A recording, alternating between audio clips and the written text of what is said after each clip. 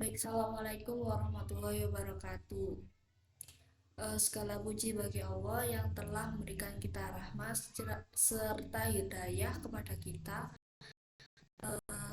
sehingga kita dapat belajar tentang tahrij hadis dan metode-metodenya. Kemudian, sholawat serta salam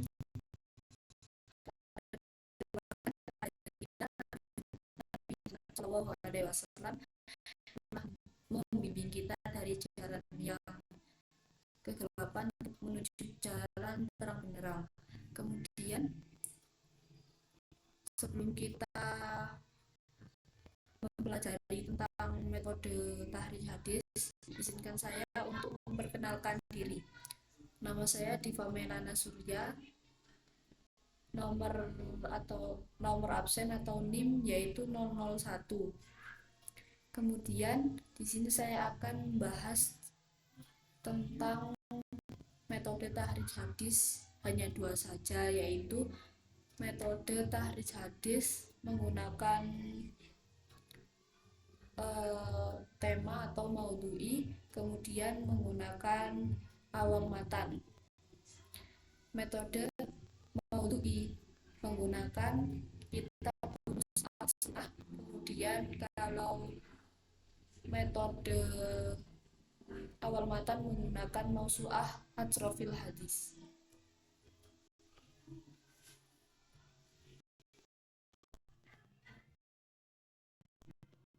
Kemudian sebelum kita mencermati lebih dalam tentang kedua metode ini, kita seharusnya mengetahui apa itu tahrij hadis. Tahrij hadis secara bahasa yaitu dari bahasa Arab yang artinya mengeluarkan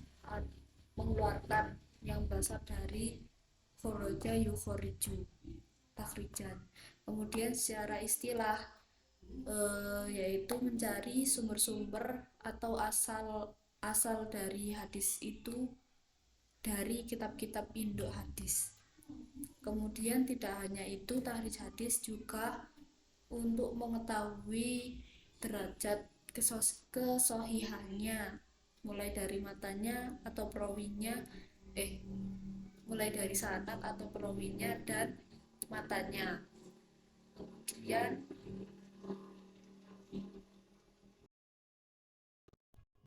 baik, yang pertama kita akan membahas tentang kitab Mausu'atul Hadis, Mausu'atu Atrofil Hadis, atau menggunakan metode awal matan, yaitu metode ini sangat klasik dan banyak dipraktekkan oleh ulama-ulama atau orang-orang hadis. Kemudian cara kerjanya yaitu biasanya itu dengan menggunakan awal dari sebuah matan hadis, kemudian dicocokkan dengan indeks yang ada di dalam kitab Mausu'atul Atrof. Kemudian kita harus mengetahui apa itu atrof. Atrof yaitu potongan. Maka mengapa kok disebut kitab metode awal matan? Karena kita menggunakan potongan awal matan atau atrof tersebut. Kemudian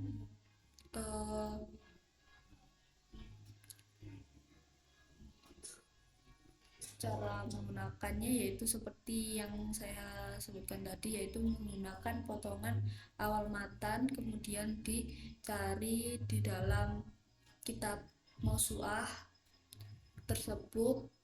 Di dalam kitab Mausu'ah tersebut itu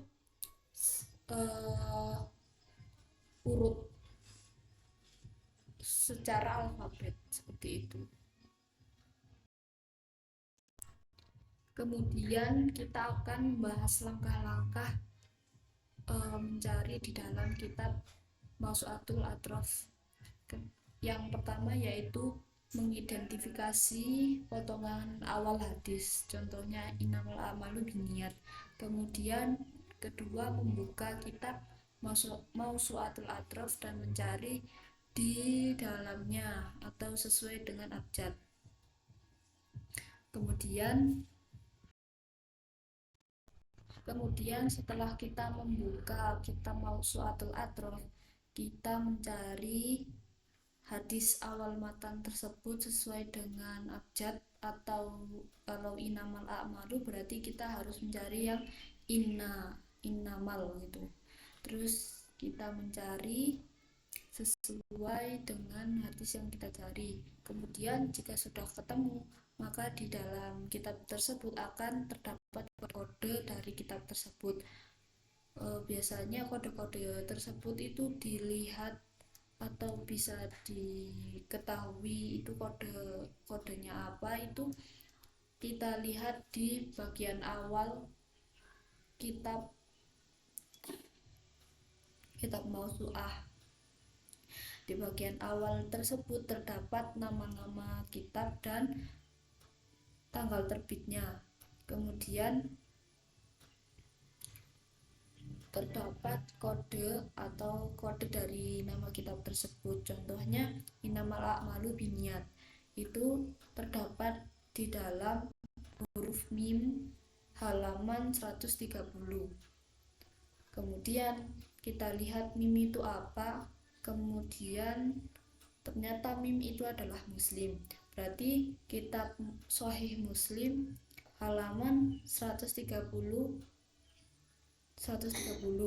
Kemudian setelah itu kita cek pada Kutubus Sittah atau Sahih Muslim tersebut apakah sama.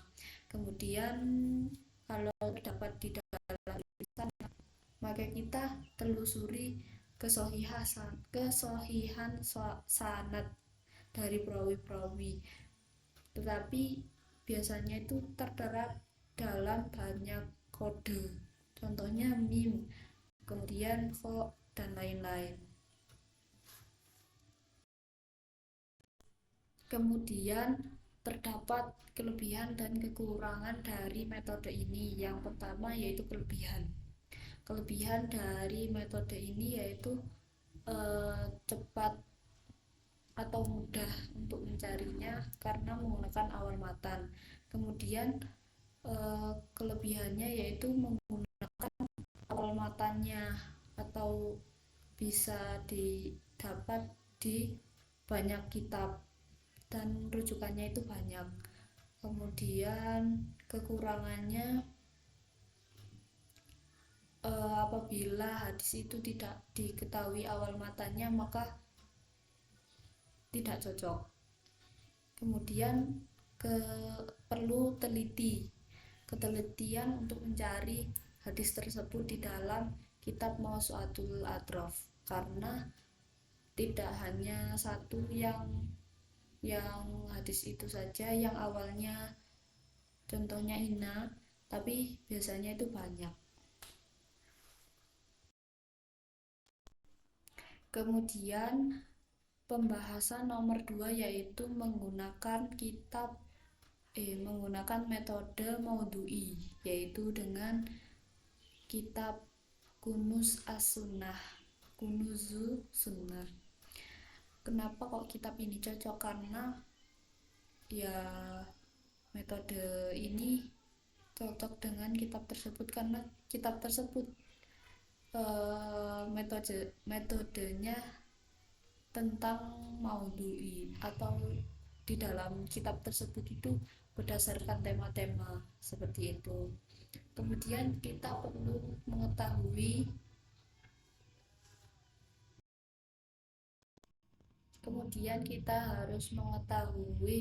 apa itu kitab Kunuz Sunnah, seperti apa kitabnya. Jadi kitab Kunuz As-Sunnah itu berisi tentang hadis-hadis berdasarkan tema. Contohnya tema ibadah, tema berhias, seperti itu.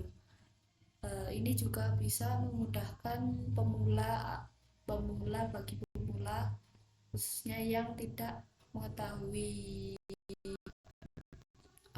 tidak ingin ribet-ribet untuk mencari hadis-hadisnya, bisa langsung menggunakan temanya tentang apa, langsung dicari menggunakan kitab metode maudhu'i atau Kunuz As-Sunnah. Kemudian langkah-langkah untuk mencari hadis di dalam kitab Rumus As-Sunnah, yaitu pertama yang perlu kita cari yaitu tema. Kita harus mengidentifikasi tema apa yang sesuai dengan hadis tersebut. Kemudian setelah kita menentukan tema, contohnya tema kejujuran, maka cari di dalam indeks kitab tersebut tentang kejujuran. Kemudian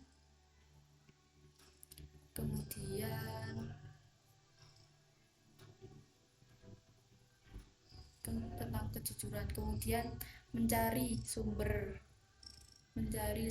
atau mengetahui di mana saja hadis itu terdapat di kitab mana saja. Biasanya itu ada kode-kodenya atau tulisan yang merujuk pada sumber-sumber hadis tersebut. Kemudian setelah mencari di dalam kitab tersebut,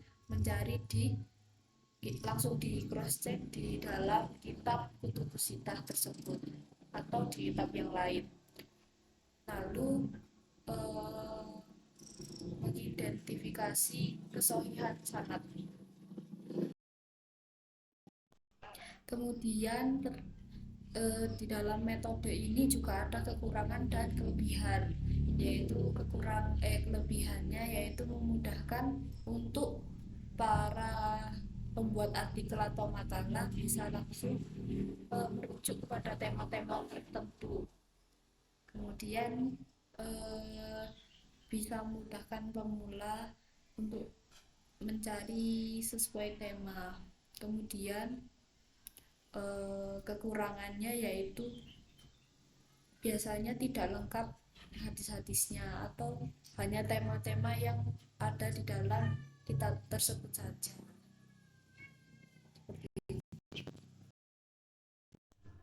Kemudian ada juga perbandingan antara kedua metode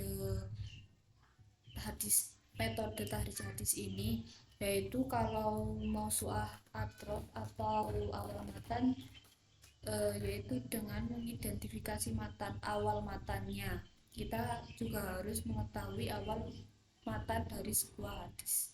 Maka untuk potongan hadis yang tengah atau akhir itu tidak cocok. Kemudian kalau mau itu berdasarkan tema, berarti kita harus mengetahui tema yang ingin kita cari. Kemudian metode maudhu'i itu lebih banyak atau lebih enak atau mempermudah untuk penulisan makalah atau jurnal. Kalau kita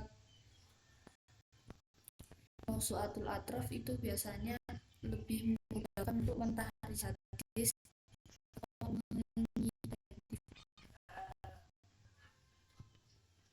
mencari sumber-sumber hadis, karena lebih banyak referensi kitab dari mana-mananya, tidak hanya Kutubus Sittah saja, tapi juga kitab-kitab yang lain, seperti itu.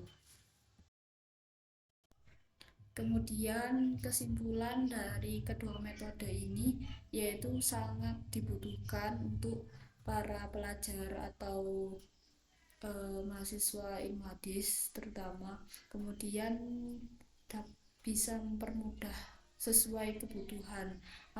Apabila kita hanya mengetahui awal matannya saja, itu menggunakan metode awal matan. Apabila kita langsung merujuk ke tema, itu kita menggunakan tema maudhu'i atau metode maudhu'i. Kemudian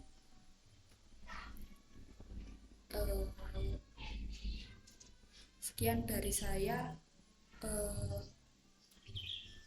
Terima kasih. Wassalamualaikum warahmatullahi wabarakatuh. Apabila ada kekurangannya mohon dimaafkan. Wassalamualaikum warahmatullahi wabarakatuh.